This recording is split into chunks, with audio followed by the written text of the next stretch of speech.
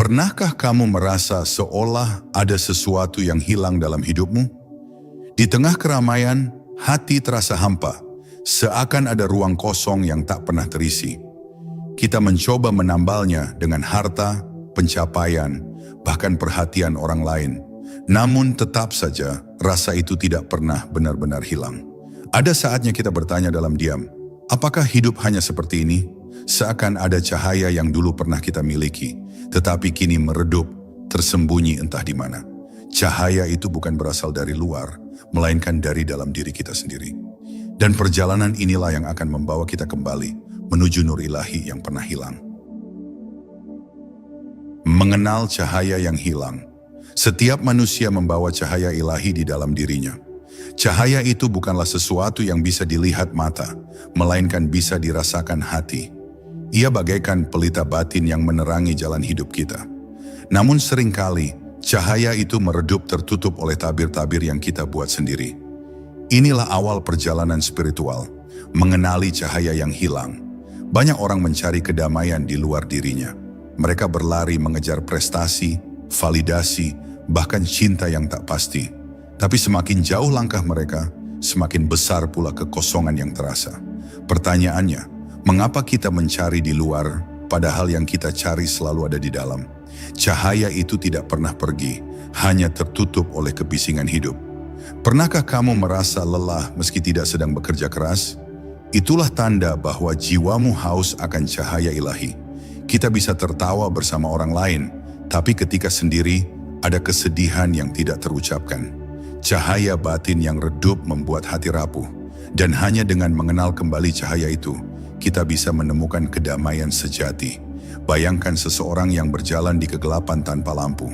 Ia bisa saja tetap melangkah, tapi hatinya selalu was-was, takut salah arah. Begitu pula hidup kita tanpa cahaya batin. Kita terus berjalan, namun tak tahu kemana arah tujuan. Tanpa cahaya, kita mudah tersesat dalam keramaian dunia. Nur ilahi adalah sumber kekuatan yang menenangkan jiwa. Ia bukan hadiah dari luar, melainkan warisan sejak kita dilahirkan. Namun seiring waktu, kita melupakannya karena sibuk dengan dunia. Cahaya itu tetap ada, hanya menunggu untuk ditemukan kembali. Dan perjalanan ini dimulai dari keberanian untuk menoleh ke dalam diri. Ada satu pertanyaan sederhana yang bisa menjadi awal pencarian. Mengapa aku merasa kosong di tengah keramaian? Pertanyaan ini tidak bisa dijawab oleh logika semata. Ia hanya bisa dijawab dengan hati yang berani mendengar suara sunyi di dalam dada. Dari sanalah cahaya akan mulai menyapa kembali. Dan perlahan, kita akan tahu bahwa jawabannya selalu ada di dalam. Hidup tanpa cahaya batin membuat kita merasa seperti kehilangan arah. Kita seringkali mengira bahagia datang dari luar, padahal kebahagiaan sejati lahir dari kedamaian hati. Nur ilahi adalah jawaban dari rasa hampa yang tak pernah bisa kita isi dengan dunia. Jika cahaya itu kembali bersinar, segalanya akan terasa berbeda. Hidup pun akan kembali bermakna. Bab ini adalah pintu awal untuk menyadari bahwa pencarian spiritual sejati adalah perjalanan ke dalam. Bukan tentang menemukan sesuatu yang baru, melainkan mengingat kembali apa yang sudah ada. Cahaya itu adalah milik kita sejak awal. Pertanyaannya, apakah kita siap membuka hati untuk kembali menyambutnya? Jika iya, maka perjalanan ini baru saja dimulai. Realitas tabir pertama, ego dan keangkuhan diri. Tabir pertama yang menutupi cahaya batin kita adalah ego. Ego membuat kita merasa lebih tahu, lebih benar, bahkan lebih baik dari orang lain. Saat ego berkuasa, hati menjadi buta terhadap cahaya yang sebenarnya dekat. Kita sibuk membuktikan diri, tanpa sadar kita justru menjauh dari kedamaian. Dan inilah penghalang yang paling halus sekaligus paling kuat. Ego sering menyamar dalam bentuk yang tampak biasa. Misalnya, saat kita menolak nasihat orang lain hanya karena merasa lebih pintar, atau saat kita merasa paling benar dalam perdebatan, meski sebenarnya tidak tahu keseluruhannya. Ego membuat kita sulit rendah hati, dan selama ego berkuasa, cahaya tidak akan pernah bisa masuk. Bayangkan sebuah cermin yang kotor, cahaya bisa saja hadir, tapi tidak bisa dipantulkan dengan jelas. Begitulah hati yang dikuasai ego. Semakin tebal kotorannya, semakin buram cahaya yang tampak. Membersihkan ego adalah langkah pertama agar cahaya kembali bersinar. Tanpa itu, perjalanan spiritual hanya akan berhenti di permukaan. Keangkuhan diri sering muncul tanpa kita sadari. Bahkan saat kita merasa lebih spiritual dari orang lain, itu pun bisa menjadi bentuk ego. Ego menyukai pujian, merasa bangga saat dilihat suci, tapi tidak mau mengakui kelemahan. Padahal justru dengan mengakui kelemahan, pintu cahaya bisa terbuka. Dan itulah kunci pertama menuju kedalaman batin. Ego juga membuat kita terikat pada identitas. Kita melekat pada gelar, pekerjaan, atau status, lalu merasa lebih berharga daripada yang lain. Padahal semua itu hanya sementara. Jika hati hanya terpaku pada identitas, cahaya batin akan terkubur semakin dalam. Untuk menemukan cahaya, kita perlu belajar melepaskan label yang melekat. Menghadapi ego bukanlah hal mudah. Ia selalu mencari cara untuk tetap hidup dalam diri kita. Kadang ia muncul sebagai rasa marah, kadang sebagai kesombongan, bahkan kadang sebagai rasa ingin dihormati. Namun semakin kita sadar, semakin kecil kuasanya. Kesadaran adalah kunci untuk menyingkap tabir ego. Pertanyaannya, apakah kita berani melihat ke dalam dan mengakui ego yang selama ini kita pelihara? Banyak orang lebih memilih menutup mata daripada menghadapi dirinya sendiri. Tapi cahaya tidak bisa menembus hati yang tertutup rapat. Hanya dengan keberanian mengakui, kita bisa mulai membersihkan diri dari tabir pertama ini. Langkah awal menuju cahaya adalah kerendahan hati. Melembutkan hati, menerima bahwa kita tidak selalu benar adalah wujud nyata keberanian spiritual. Tanpa kerendahan hati, perjalanan ini hanya akan menjadi teori. Tapi dengan kerendahan hati, cahaya akan mulai merambat masuk. Dan perjalanan kita semakin mendekati inti. Tabir kedua, keramaian dunia dan pikiran yang bising. Tabir kedua yang menutupi cahaya adalah keterikatan pada dunia. Harta, status, dan validasi dari orang lain seringkali menjadi tujuan hidup. Kita mengejarnya tanpa henti, berharap di sana ada kebahagiaan. Namun setelah mendapatkannya, tetap saja hati terasa kosong. Inilah tanda bahwa dunia tidak bisa menggantikan cahaya batin. Keramaian dunia membuat kita lupa mendengar suara hati. Kita sibuk dengan pekerjaan, media sosial, bahkan drama kehidupan orang lain.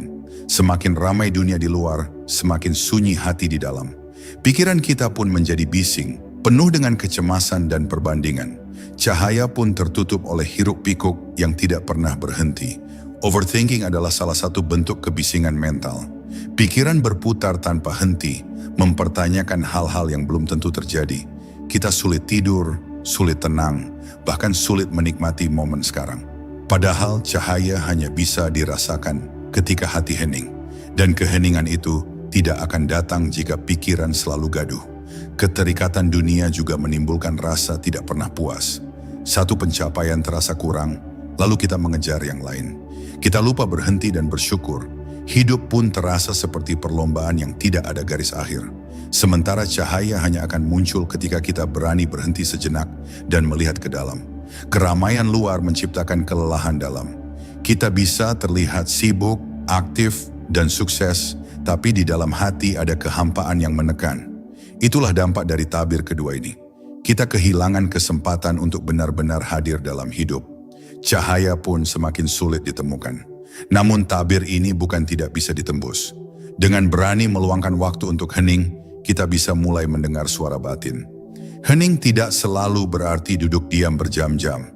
Terkadang, hanya dengan mematikan ponsel sejenak dan menarik napas panjang, kita sudah membuka celah bagi cahaya untuk masuk. Pertanyaannya, apakah kita siap melepaskan sedikit dari keramaian itu? Tidak mudah memang, karena dunia terus memanggil dengan segala godaannya. Tapi setiap langkah kecil menuju keheningan adalah langkah besar menuju cahaya. Dan di sanalah kita bisa mulai merasakan kedamaian yang sesungguhnya. Kebisingan dunia hanyalah ilusi yang menutupi cahaya. Begitu kita berani berhenti dan memilih hening, cahaya mulai menyinari. Hidup terasa lebih ringan, lebih sederhana, dan lebih damai. Cahaya tidak pernah hilang, ia hanya menunggu kita berani diam sejenak. Dan perjalanan ini baru saja membuka tabir kedua. Tabir ketiga, luka dan penghakiman diri. Selain ego dan keramaian dunia, ada tabir lain yang lebih dalam. Luka batin. Luka ini sering berasal dari masa lalu, baik dari pengalaman pahit, pengkhianatan, atau kata-kata yang pernah melukai. Kita mungkin terlihat baik-baik saja di luar, tetapi di dalam, luka itu masih mengendap. Ia seperti duri yang menempel di hati, menyakitkan setiap kali tersentuh. Dan tanpa kita sadari, luka itu menutup cahaya. Luka batin sering berubah menjadi energi negatif. Ia membuat kita mudah marah, sulit percaya, atau bahkan takut mencintai lagi. Setiap interaksi menjadi berat karena luka itu selalu ikut berbicara. Padahal orang lain tidak selalu berniat menyakiti kita. Tetapi karena luka lama belum sembuh, hati kita mudah salah menafsirkan. Selain luka, ada penghakiman diri yang menjadi penghalang besar. Kita sering merasa tidak layak, merasa terlalu banyak dosa, atau merasa tidak pantas mendapat cahaya. Pikiran ini ibarat dinding yang kita bangun sendiri. Kita menolak cahaya bahkan sebelum ia sempat datang. Padahal cahaya ilahi tidak pernah pilih kasih. Penghakiman diri sering lebih menyakitkan daripada penghakiman orang lain. Kita menghukum diri dengan pikiran buruk, mengulang-ulang kesalahan lama dalam benak. Akibatnya, hati semakin berat, seakan terjerat dalam rantai tak terlihat. Cahaya pun sulit masuk karena kita sendiri menutup pintu. Seringkali, kita adalah musuh terbesar bagi diri sendiri. Namun, luka dan penghakiman diri bukanlah akhir dari perjalanan. Mereka justru pintu menuju penyembuhan. Dengan berani melihat luka, kita memberi kesempatan bagi cahaya untuk menyentuh bagian terdalam diri kita. Cahaya itu tidak datang untuk menghakimi, melainkan untuk menyembuhkan. Dan setiap luka bisa menjadi jalan menuju kekuatan. Menerima luka bukan berarti menyerah pada masa lalu. Itu berarti kita memilih untuk tidak lagi membiarkannya mengendalikan hidup kita. Kita belajar memaafkan, baik kepada orang lain maupun diri sendiri. Memaafkan bukan tentang melupakan, tetapi tentang membebaskan diri dari belenggu. Dan kebebasan itu adalah ruang bagi cahaya untuk bersinar. Pertanyaannya, apakah kita berani menatap luka itu dengan jujur? Tidak mudah memang, karena rasa sakit sering membuat kita ingin lari. Tapi justru dengan menghadapi, kita memberi kesempatan bagi diri untuk tumbuh. Cahaya selalu menunggu di balik keberanian itu. Dan sekali kita berani, langkah berikutnya akan terasa lebih ringan. Luka dan penghakiman diri adalah tabir yang bisa ditembus. Cahaya tidak pernah menjauh, hanya tertutup oleh rasa sakit yang kita simpan. Begitu kita memilih penyembuhan, cahaya mulai menyapa dengan lembut. Ia mengajarkan bahwa bahkan dari luka terdalam bisa lahir kekuatan terbesar. Dan dari sanalah perjalanan kita berlanjut. Titik balik. Mengapa mencari keluar selalu gagal? Banyak orang mencari cahaya dengan bergantung sepenuhnya pada guru, buku, atau ritual luar. Semua itu baik, tapi jika hanya berhenti di luar, cahaya tetap terasa jauh. Kita sering lupa bahwa sumber utama ada di dalam hati. Tanpa menyentuh batin, pencarian akan selalu terasa kosong. Dan inilah mengapa banyak orang merasa lelah dalam pencarian spiritual. Mencari keluar ibarat meneguk air laut saat kehausan. Semakin diminum, semakin haus yang dirasakan. Begitu pula dengan mencari cahaya lewat hal-hal eksternal tanpa menyentuh hati. Kita bisa menambah pengetahuan, tapi jiwa tetap merasa hampa. Pengetahuan luar penting, tapi bukan itu yang menyalakan cahaya. Cahaya ilahi bukan sesuatu yang bisa dimiliki atau dikoleksi. Ia tidak bisa dibeli, tidak bisa dipamerkan, dan tidak bisa diukur dengan dunia. Cahaya hanya bisa diterima dengan hati yang terbuka. Dan hati tidak akan terbuka jika masih penuh dengan ego, luka, dan keramaian dunia. Maka titik balik adalah belajar mengosongkan diri. Kehampaan adalah kunci yang sering diabaikan. Kita mengira kosong itu lemah, padahal kosong adalah ruang bagi cahaya untuk masuk. Bayangkan sebuah cangkir penuh, ia tidak bisa menampung air baru. Begitu pula hati yang penuh dengan dunia tidak bisa menerima cahaya. Dengan berani mengosongkan diri, kita menyiapkan ruang untuk menerima anugerah ilahi. Mengosongkan diri bukan berarti meninggalkan dunia sepenuhnya. Itu berarti kita tidak lagi melekat pada apa yang kita miliki. Kita tetap bekerja, tetap berkarya, tetap berinteraksi, tapi hati tidak lagi terikat. Kita belajar menjalani hidup dengan ringan, dan disitulah cahaya menemukan jalannya. Titik balik ini bukan hanya teori, melainkan pengalaman batin. Saat kita mulai mengosongkan diri, hati terasa lebih lapang. Pikiran tidak lagi terlalu bising, dan jiwa mulai merasakan ketenangan. Cahaya hadir bukan sebagai sesuatu yang jauh, tetapi sebagai kehangatan yang dekat. Kita pun menyadari bahwa yang kita cari tidak pernah pergi. Perubahan ini bisa mengejutkan. Kita menyadari bahwa apa yang dulu dikejar mati-matian ternyata tidak sepenting itu. Kebahagiaan sejati ternyata sederhana. Hati yang damai. Cahaya hadir ketika kita berhenti mengejar dan mulai menerima. Dan penerimaan ini adalah tanda bahwa kita memasuki tahap baru dalam perjalanan. Mencari keluar selalu berakhir dengan kegagalan. Tapi begitu kita berani menoleh ke dalam, cahaya mulai terlihat jelas. Kehampaan bukan kekosongan yang menakutkan, melainkan ruang yang penuh potensi. Dari sinilah kita belajar bahwa menerima lebih dalam daripada sekadar mencari. Dan perjalanan pun beralih arah dari luar ke dalam. Jalan menuju kehampaan seni melepaskan. Setelah menyadari pentingnya kehampaan, langkah berikutnya adalah melepaskan. Melepaskan bukan berarti kehilangan, melainkan membebaskan diri dari keterikatan. Kita sering melekat pada benda, status, atau bahkan orang tertentu. Tapi semakin kita melekat, semakin hati kita terikat. Dan keterikatan itu membuat cahaya sulit masuk. Melepaskan bisa dimulai dari hal-hal kecil. Misalnya, tidak selalu harus mendapatkan pengakuan dari orang lain. Atau tidak terlalu khawatir jika sesuatu tidak berjalan sesuai rencana. Dengan cara ini, hati mulai belajar untuk ringan. Karena semakin kita memaksa, semakin kita lelah. Dan cahaya hanya datang pada hati yang rela. Penerimaan adalah inti dari melepaskan. Kita belajar menerima bahwa tidak semua hal harus sesuai keinginan kita. Hidup selalu penuh dengan kejutan, baik yang manis maupun yang pahit. Tapi ketika kita menerimanya dengan lapang, hati terasa damai. Dan dalam kedamaian itu, cahaya bisa hadir dengan lembut. Melepaskan juga berarti berhenti melawan arus hidup. Banyak dari kita merasa harus selalu mengendalikan segalanya. Padahal semakin kita mengendalikan, semakin lelah diri kita. Dengan melepaskan, kita belajar percaya pada alur yang lebih besar. Dan alur itu selalu membawa kita lebih dekat pada cahaya. Latihan sederhana bisa membantu kita merasakan kehampaan. Duduk diam beberapa menit setiap hari, mengamati napas tanpa mengubahnya. Atau meluangkan waktu untuk berjalan tanpa tujuan, hanya merasakan langkah demi langkah. Latihan kecil ini membuka ruang dalam hati. Dan perlahan, kita mulai merasakan keheningan yang menenangkan. Melepaskan identitas juga bagian penting dari perjalanan ini. Kita bukan hanya pekerjaan, bukan hanya status, bukan hanya label yang melekat. Kita adalah jiwa yang lebih luas daripada semua itu. Saat kita melepaskan identitas luar, cahaya batin mulai terasa jelas. Karena cahaya tidak pernah terbatas oleh label dunia. Pertanyaannya, beranikah kita melepaskan apa yang selama ini kita genggam? Tidak mudah memang, karena keterikatan memberi rasa aman semu. Tapi begitu kita berani, rasa ringan itu tidak tergantikan. Kita menemukan kebebasan yang tidak bisa dibeli dengan apapun. Dan kebebasan itulah yang membuka jalan menuju cahaya. Kehampaan bukan tentang kehilangan, melainkan tentang ruang. Ruang untuk cahaya hadir, ruang untuk jiwa bernapas, ruang untuk hati merasa damai. Melepaskan adalah seni dan setiap orang bisa mempelajarinya.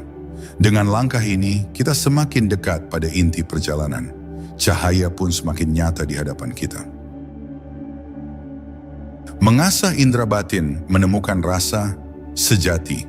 Cahaya tidak selalu hadir dalam bentuk yang bisa dilihat mata. Ia lebih sering hadir sebagai rasa yang halus di dalam batin. Rasa ini bukan sekadar emosi, melainkan intuisi spiritual yang melampaui logika. Ia memberitahu kita apa yang benar meski pikiran ragu. Dan rasa inilah yang menjadi kompas menuju cahaya ilahi. Mengasah rasa berarti berlatih untuk jujur pada hati. Saat kita diam dan mendengar, hati sering memberi petunjuk sederhana. Tapi karena pikiran terlalu bising, kita jarang benar-benar mendengarnya. Padahal rasa itu selalu ada, menunggu untuk diperhatikan. Semakin kita peka, semakin jelas arah yang ditunjukkannya. Keheningan adalah guru terbaik untuk mengasah rasa. Dalam keheningan, suara hati terdengar lebih jelas. Kita belajar membedakan mana bisikan ego dan mana bisikan cahaya. Ego biasanya keras, penuh tuntutan, dan ingin segera. Cahaya justru lembut, tenang, tapi pasti. Mengasah rasa juga berarti belajar hadir sepenuhnya di saat ini. Bukan sibuk dengan masa lalu atau khawatir tentang masa depan. Saat kita benar-benar hadir, kita bisa merasakan energi halus yang mengalir di sekitar. Hati terasa ringan, napas lebih dalam, dan jiwa lebih damai. Inilah tanda bahwa rasa sedang terhubung dengan cahaya. Kejelasan rasa tidak datang seketika. Ia muncul sedikit demi sedikit, seiring kita berlatih jujur pada diri. Kadang rasa itu muncul sebagai firasat kecil, kadang sebagai ketenangan yang sulit dijelaskan. Jika kita mengikuti dengan tulus, jalan terasa lebih terang. Cahaya pun semakin dekat.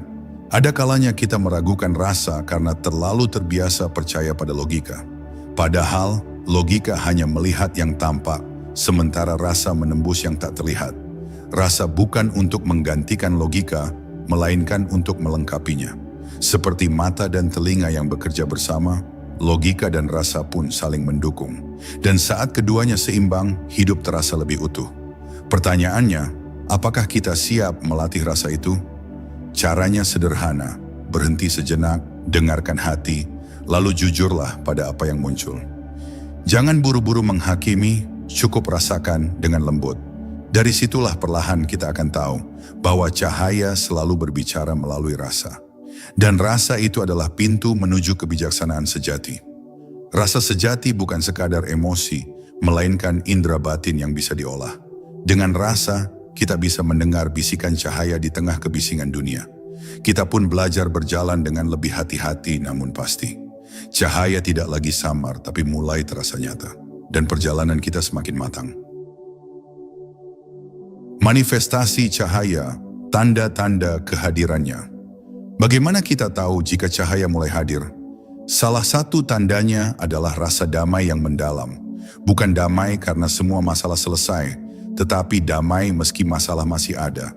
Hati terasa ringan, tidak lagi terbebani oleh hal-hal kecil. Dan ketenangan itu sulit dijelaskan dengan kata-kata. Cahaya juga tampak dalam ketenangan pikiran. Pikiran tidak lagi gaduh, tidak lagi berputar tanpa henti. Ada keheningan yang menyelimuti, bahkan di tengah keramaian. Kita bisa melihat hidup lebih jernih tanpa drama yang berlebihan, dan dari kejernihan itu, muncul kebijaksanaan. Kehadiran cahaya juga memengaruhi cara kita berinteraksi. Kita menjadi lebih sabar, lebih lembut, dan lebih empatik. Kata-kata keluar dengan penuh kasih, bukan karena dipaksa, tetapi karena hati memang penuh cinta. Orang-orang di sekitar pun merasakan perubahan itu. Cahaya tidak hanya untuk diri sendiri, tapi juga memancar kepada orang lain. Empati menjadi salah satu tanda kuat hadirnya cahaya. Kita lebih mudah merasakan penderitaan orang lain, bukan untuk tenggelam dalam kesedihan, tetapi untuk hadir sebagai teman yang menenangkan. Kita tidak lagi sibuk dengan aku, melainkan dengan kita. Cahaya mengajarkan kita untuk mencintai tanpa syarat. Cahaya juga membawa keberanian untuk melepaskan. Kita tidak lagi terikat pada dunia seperti sebelumnya. Harta, status, atau pujian tidak lagi menjadi pusat hidup. Kita bisa menikmatinya tanpa takut kehilangan. Karena kita tahu sumber sejati ada di dalam, bukan di luar. Transformasi ini bukan berarti hidup tanpa masalah. Masalah tetap ada, tapi kita tidak lagi dikendalikan olehnya. Cahaya memberi perspektif baru. Setiap tantangan adalah guru, bukan musuh. Kita pun belajar menghadapi hidup dengan lebih lapang. Dan lapangnya hati membuat cahaya semakin terang. Tanda-tanda kehadiran cahaya bisa sangat halus. Kadang hanya berupa rasa syukur sederhana saat melihat matahari pagi, atau rasa haru ketika mendengar doa dengan tulus. Cahaya hadir dalam momen-momen kecil yang sering kita abaikan. Jika kita peka, kita akan tahu bahwa cahaya selalu bersama kita. Cahaya bukanlah kekuatan supranatural, melainkan transformasi batin. Ia membuat kita menjadi pribadi yang lebih manusiawi, lebih lembut, dan lebih bijak. Cahaya tidak menambah sesuatu dari luar, tapi menyingkap apa yang sudah ada di dalam. Dan saat cahaya itu nyata, hidup terasa penuh makna. Puncak perjalanan menjadi wadah nur ilahi. Pada akhirnya, tujuan dari perjalanan ini bukanlah menemukan sesuatu yang baru. Tujuan sebenarnya adalah menyadari bahwa diri kita hanyalah wadah. Ego hanyalah ilusi yang membuat kita merasa terpisah dari cahaya. Begitu ego larut, yang tersisa hanyalah cahaya ilahi. Dan disitulah kita benar-benar pulang. Puncak perjalanan adalah penyerahan diri total.